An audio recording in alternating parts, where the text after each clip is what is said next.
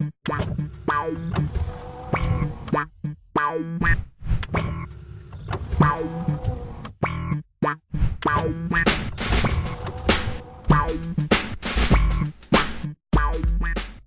everybody, it's David with the Blurred HQ, and it is New Comic Book Day. And before I get started with the New Comic Book Day books I got this week, did you guys see the season finale of Arrow tonight? I mean, they got it right. Although Agents of S.H.I.E.L.D. Tuesday night was awesome, I think Arrow, and I'll say more about this on my podcast on Sunday night. On Spreaker.com, you go to the 5x5 and look for Fanboy Weekly every Sunday night at 1 a.m. It was a little early because I was tired Sunday because I was off. It was Mother's Day, and happy Mother's Day to all you fangirl mothers out there and mothers of fangirls. Happy Mother's Day. I had a good Mother's Day, and I actually seen Spider-Man 2. And that's all I'll say about that. But the season finale of Arrow was tonight, and I think they got it right to where they did it. Smallville was okay, but Arrow, it was everything that you wanted, and it was like, we are a comic book television show, and we're going to give you, they had the fight scenes, they had the action, the suspense. They gave you everything. So can't wait to season 2. But on to more pressing things. It is New Comic Book Day, so I was able to go to a couple of my stores today.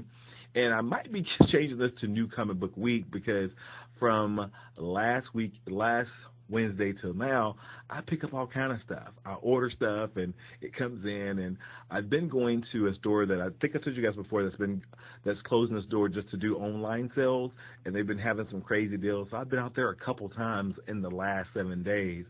And then I have some books to share with you guys. And I probably have some more that I totally forgot about.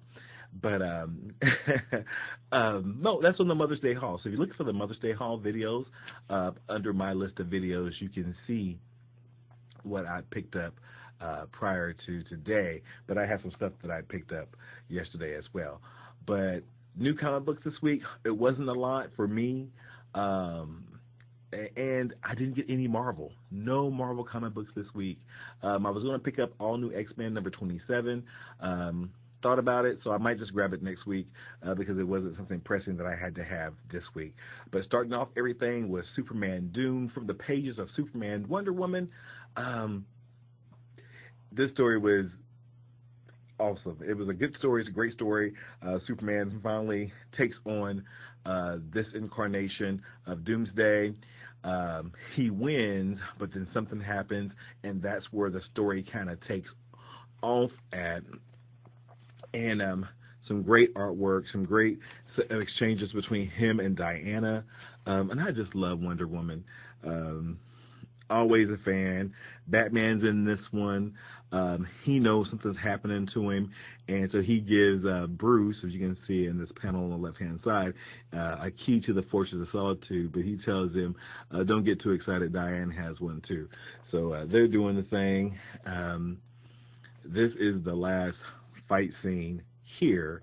This is where everything kind of goes south. So that brings us to the story continues in Action Comics, Superman Action Comics number 31, Chapter 1, Infected, and this is where things start going down for Superman. Again, I like the story, love the cover. We have his dog in there. We know something's going on. Lex is involved. And Lana Lang, I don't read Superman titles normally, but she's in this. Lois Lane is in this as well. Of course, Diana's there. So I don't know if this is the end part of their relationship going south. I hope not, but the artwork looks good. It was very bright. The colors look great. Just good stuff. Just good stuff. And I love that final panel there of Clark walking down the street with the kind of doomsday aura around him. So that's really, really cool. And then my favorite book, one of my favorite titles right now, Superman Wonder Woman number 8, Infected chapter number 2. This shows Diana on the cover, which pretty great cover, right? and the story continues. I want to know what's going on with Lois Lane. There's something inside Lois Lane, and she's been detained. And I've seen it in, well, I think Superman Doomsday, or Doomed, I'm sorry, #1. Something's going on with Lois Lane, and then the God of War, I think, is mimicking Diana right here and gets Lois Lane past the guards. Love that picture right there of Diana on the bat plane, bat jet, bat wing, whatever it is, and and then the transformation starts. So if you guys haven't picked up this story, this is a good place to start. The Superman Wonder Woman line of things, great artwork, a great story. I'm enjoying it a lot. Of course, you guys know I'm a big Wonder Woman fan, if you can tell by some of my artwork and things right here. Big Wonder Woman fan. So at a great cover. So this is going to continue next week in Superman 31. Then the second issue of Futures End. It was the funeral for Green Arrow. And, you know, it's kind of funny. This comes out today, and the Green Oliver Queen dies in this book. This is a spoiler. Sorry, I already said it, right? He dies in this book. And well, he died in the first book. This is his funeral, so you guys should know that he's dead. And then the season finale of Arrow was on the 9th. Coincidence? Who can say? But Futures End is it was a free comic book day offering a couple of weeks ago, and the story is a weekly series. I don't remember how many issues they're going to have, but that's where we are. Futures End, #2 is the funeral for Oliver Queen, Green Arrow, and it showcases a lot of the heroes at the funeral. This is one of the scenes you can see. You know, there's Batwoman down there, Batwing, Flash, and some of the other DC characters. There's a whole bunch of them. And Mr. Terrific, he's kind of a jerk, right? This is kind of about Firestorm. Because you remember in the first issue, Firestorm and the guy inside of him, I forget his name, they didn't make it to Green Arrow in enough time to save him because he needed help, and they kind of have that falling out here in Futures End #2. So like that story as well. And then Batman Eternal, it hasn't stopped surprising me. It does have Batwing in it, and we do find out there's other things at play here. There's some mystical things going on as well, or it could be separate, from what's going on with the gang war that's ready to hit Gotham City by way of Carmine Falcone. So again, good story. And like I said, I haven't been a Batman reader. Batwing is in this one as one of Batman's associates. He's in this one, which is really, really good. And it kind of starts that way, and it was a good story. I can't complain yet. And I like the last panel. That was a good piece of artwork. Batman, and it says next, Piggy, Pig. So good stuff. So if you haven't picked that up, it's still not too late. There's at my comic book store, they still have all previous 5 issues, so you can go grab those up. And then what I've been waiting for all this time has been Afterlife with Archie. Another good story. Yes, it's kind of dark, and Afterlife with Archie is about zombies, and Jughead is the leader of the zombies, as they were, and this is them getting out of Riverdale.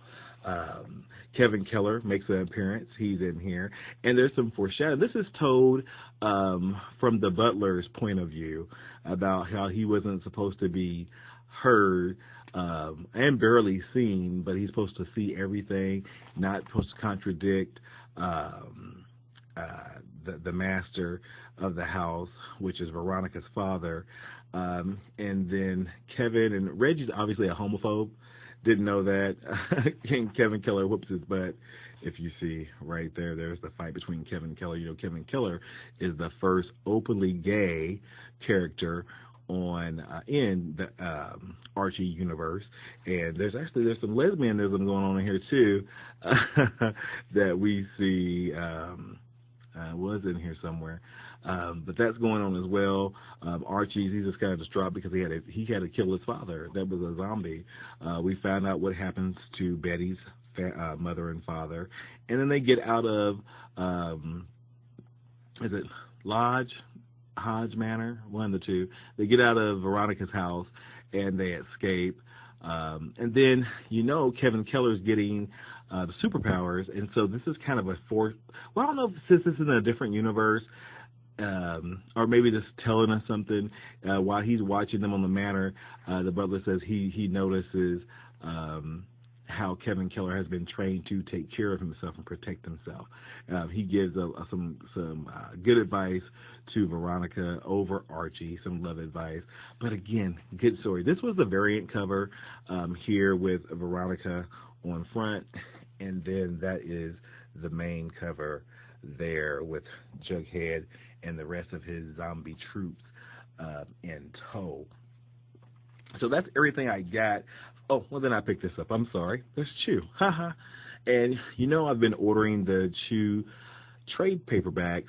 So I've been picking up. Well, I picked up today since this started the part 1 of 5 of Major League Chew.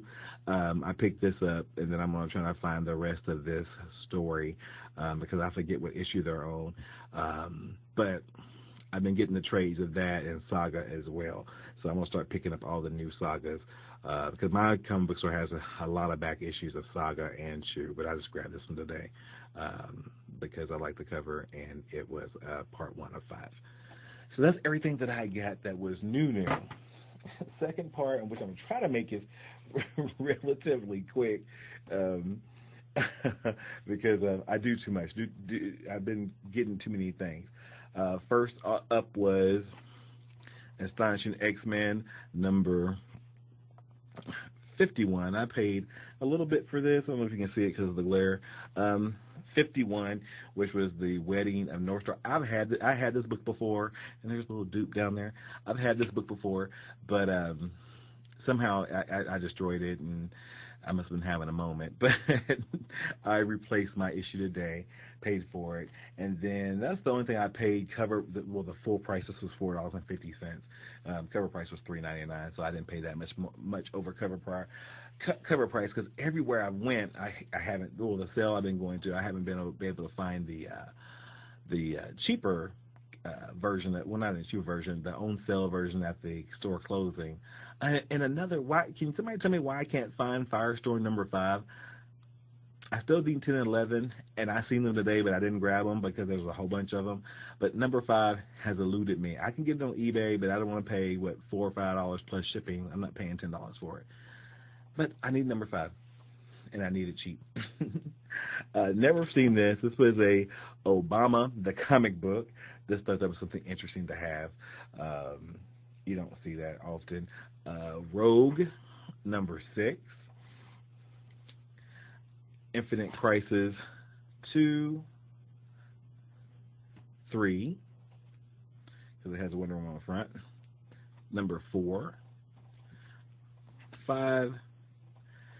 And then another book that I replaced because my copy's kind of ruined right now. Well, that's not going to change. Generation X, number 1. Young Avengers, number 2, because when I ordered mine from eBay, number 2 had dirt spots on it. Buy everywhere, right? X-Men Unlimited because of Dazzler, number 32. Number 27. And X-Men Phoenix, because Phoenix is one of my favorite characters. This is a 3 of 3 limited issue. I hope to find number 1 and 2. And then I've always been intrigued by the Monet Sinclair story character from Generation X. And then also picked this up. I have a copy of this, but why not have number 2? Have 2 copies, and that was Marvel's, which was kind of the big, really real life art there. And then last but not least, you might not believe it, but I never owned this book, so I thought I would get it. I didn't realize it was a hardback. but I got it today, which is New Comic Book Day, from Amazon.com, and it is the Alan Moore, Brian Boland, Batman: The Killing Joke. So this is the graphic novel that where the Joker shoots Batgirl, and she's paralyzed and goes on to become Oracle. So that was it. Thank you guys for checking everything out. Don't forget to hit subscribe. Thanks to all the guys who have subscribed to the videos. Check me out every Thursday night on my Blog Talk Radio interactive comic book podcast, Blog Talk Radio /comic book, COMICBOOKED. Join me. Call me at 929-477-1883 to join the conversation. That's every Thursday, which is going to be tomorrow because today is really going to be Wednesday. Every Thursday at 9 p.m. Thanks you guys for checking me out. We'll see you next time. Good night.